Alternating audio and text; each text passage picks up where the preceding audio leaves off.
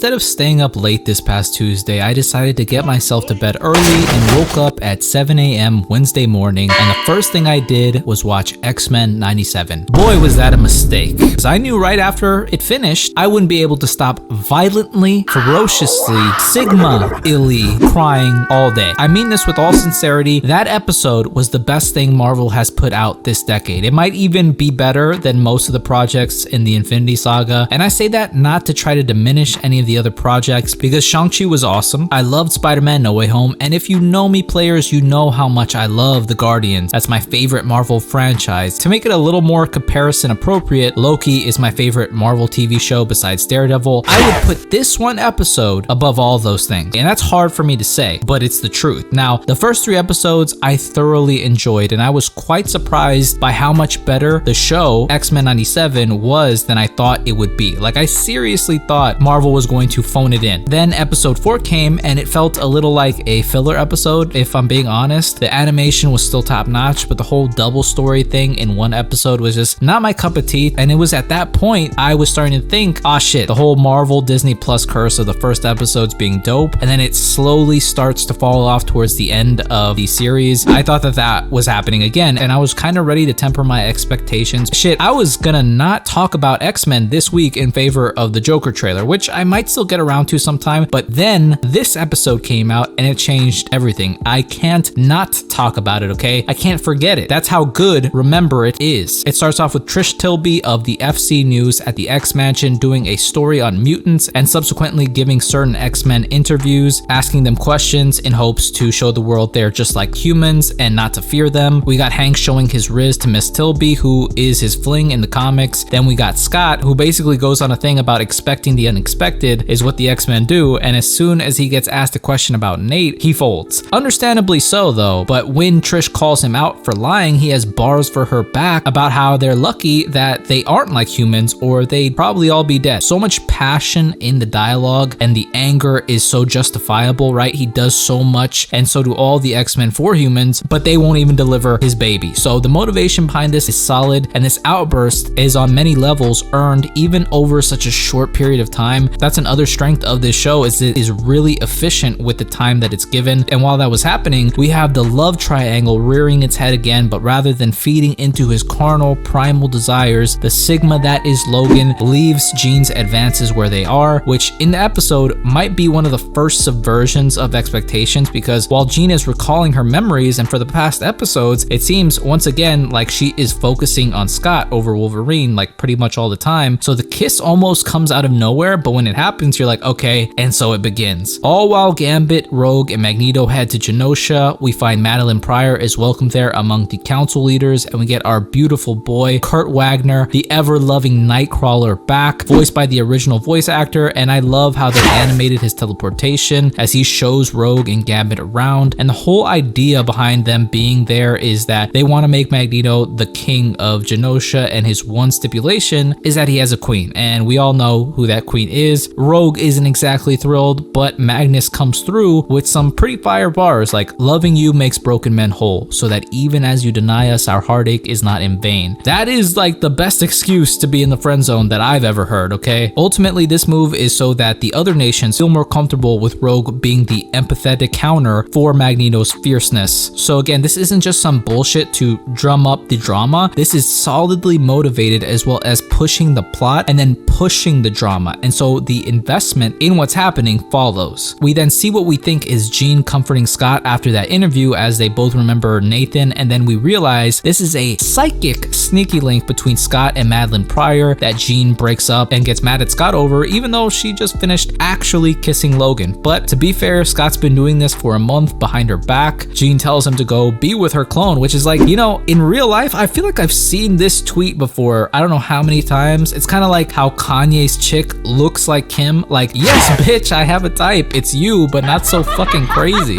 Then Scott fires back with, hey, she is the mother of my child, and with all this craziness going on, that is really the only thing I know is true. And so it's a constant back and forth of honestly solidly justifiable emotions and actions, to where you like gasp after each bar is spit and are like, oh shit, they have a point, I'm gonna be on Team Jean. And then Scott's bars come through, and then you're like, oh shit, I'm back on your team, and back and forth, and you're in the moment moment and you're invested. Nothing feels forced, and it's displaying realistically the complexities a situation like this would entail. All this before a psychic strike hits Jean, pausing the argument but leaving us guessing like, yo, what the fuck was that? Back on Genosha, we see our boy Remy getting all dappered up for the event tonight. This is when Rogue comes through with every Sigma's weakness, your girl's old hoe stories. But seriously though, she tells Gambit about her history with Magneto, and it looks like it's referencing the time Rogue spent in the Savage Land with Magneto in Uncanny X-Men 275, but they talked about how they discovered he was able to touch her without dying and a couple other things. The argument is compelling because it's human, and we can all understand that it would suck to not be able to feel and be felt. The bars here are even just so damn good, like you light up everything you touch, but never me. Fuck, why does that sound so similar? But it's just so damn good, just off dialogue and emotion alone, but the composure Remy shows here by not acting like a baby or erratic or rageful is awesome. Like, the thing is, players, if somebody doesn't reciprocate your energy in that way, you must handle it with as much grace as Remy does here. This is emotional intelligence, this is class. Only thing that's different here is that Remy is on a superhuman evil fighting team where he has to be around his ex, so he remains a friend and so cordial. But I would not recommend putting yourself in situations like this willingly. Like, don't be rageful about getting your heart broken, but also don't subject it to being tortured like this if your friendship with that girl requires you to not be in proximity with her. Real life ain't some 70s show type shit where you can fuck everyone in the crew and everything still be chill. The thing is, some things are deeper than skin, and after an insanely sexually charged dance between Rogue and Magneto, she finally realized that, like, damn, this face right here is 20 bodies alone. Come on, you couldn't have known that sooner? Madeline has her psychic strike moment and gets a replay of those visions from the first episode and starts hearing a new voice, and the music here starts going fucking Angel's Egg mode, just ethereal, godly, and doom-filled. Such a flurry of different emotions to process with what just happened to Gambit, and now something ominous looming. All that worry being confirmed by the presence of Cable and his mother recognizing those brown eyes before getting whisked away by his body slider, warning of somebody coming. The attack is displayed so we are all truly transported into Genosha and can feel the horror, the terror, and the destruction as mutants are being decimated by this new type of colossal sentinel that's shitting out regular sized sentinels. The episode has just been continuously building up until this point where shit hits the fan. We get Kurt not only being a character we love and remember, but he comes in to teleport Rogue and Magneto away from a direct kill shot but not unscathed, providing him with an actual reason to be there and a moment to display the severity and stakes of this event, but why he is so loved. You know, he has his special moment. Also, if Nightcrawler can be hurt, so can anybody in this episode. Nobody's off limits. Magneto goes mutant defender mode and rallies the troops that remain. We shall not live our days wondering if we could have saved more. Bars. This is when the episode goes pure anime fucking sauce world. Everybody gets their moment. Remy is out there doing the fucking Akira slide, and I love the scene where the Morlocks are hiding in terror of the slaughter above. One of them says, X-Men are no friends to the Morlocks. They hear a sentinel detect them, and they, as well as us, the viewers, can only see the silhouette of the sentinel's head and the glowing red eyes. They think they're done for until the glass breaks and we see the Riz Swag Master Cajun Sauce Lord Remy LeBeau, aka Gambit, come through with flips so slick the animator had to have been paid in head, landing with style and a double tap to boot. This is legit Thor landing in Wakanda level type shit, okay? But with added direct saving of innocent lives, plus not just the buildup of tension because of being overwhelmed, but also the subversion of believing they were doomed and the X-Men wouldn't save them, and only to have those expectations from the characters being flipped on their heads. Plus the X-Men theme is iconic, so it will always be better than the Avengers theme. It just is what it is. Magneto getting his shit pushed in, and then literally the memorial or memory of Charles Xavier falling and crushing mutants. Something so profound about that. Plus Magneto digging deep in his memory bank in his pain and getting relentless, legit whipping the Sentinel with a fucking train. That's epic and that's powerful. He gets overpowered by the Sentinel and can't hold his shield long enough, and his last words to a scared little guy in his natural tongue, don't be afraid. That's gangster shit, okay? That's what that is right there. That's the guy Charles trusted with the X-Men right there. This is where the episode goes absolute critical mass as Remy rushes the colossal Sentinel, and Remy has been on fire for the most part of the action sequences in this episode, and he is confidently enough running straight towards the danger. You get a rush of hope, like, okay, maybe Gambit Gambit's got this. Maybe he's gonna do something bold as hell here. And that immediately gets stripped away when he gets impaled almost comically, but you're so invested, you're so dug into this scene, this sequence, you can't separate yourself from it, from the awe fast enough to process even what just happened. But then when the frown reverses and the frame starts getting bathed in violet pink fuchsia light, a wave of triumph consumes you as the mutant Gambit's kinetic touch consumes the Titan, and we find out why the episode is called Remember It. Fucking cinema, okay? All while the X-Men can only watch from the television in horror. And if that wasn't enough, we get the final shot of Rogue finally being able to touch Gambit, but not being able to feel him because he is now dead. The switch to black and the crying persisting was absolutely just devastating. If you didn't tear up in this episode, you just don't have a soul. That is just how you fucking do it. This episode was an emotional roller coaster in the best way possible. Literally everyone has been singing its praises since Wednesday, and rightfully so. It's exceptional in and of itself. What with bars like, most nations don't allow a terrorist to be their leader, yet so many nations allow their leaders to be terrorists.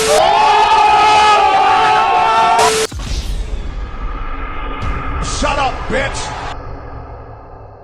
There's no comeback from that, okay? The man who's responsible for this, Bo DeMeo, has actually been pretty active on social media since the episode came out due to the outpouring of adulation it's received. He even shared how he related what he's been putting the X-Men through, which is similar to what we kinda are going through now as adults who were children while we were watching this show in the 90s. I don't think anybody really has answers for the uncertain future we will all face, but in a way, Bo didn't give us answers, but instead illuminated the options we have to face that future. It's time to be an adult. Will you cling to those things that will keep you stagnant, or will you drop some of those childish comforts in favor of survival in an uncertain adult world? So many people were calling for this man to get reinstated. Like, if it were up to me, he needs to be on everything X-Men from here on out, like the movies as well. We need this man everywhere when it comes to X-Men. He is a certified chef. The man cooks. If he was truly a nightmare, or if he was like on some Whiplash shit, it gets a little bit more complicated, but I truly hope it was something that can be actually mendable. And if it was because of his OnlyFans, I really hope they can strike some deal with him and Marvel Studios where he'll handle everything X-Men and promise not to be as nightmarish if that is the true case, and in return they provide him with Brinks trucks full of bands so he doesn't have to be having his tits out on OnlyFans. As for who the big bad could be, a lot of people were suspecting it to be Cassandra Nova, seeing as the destruction of Genosha was of her accord in the comics, specifically New X-Men 114 to 115, which actually go over more in depth in my Deadpool and Wolverine video,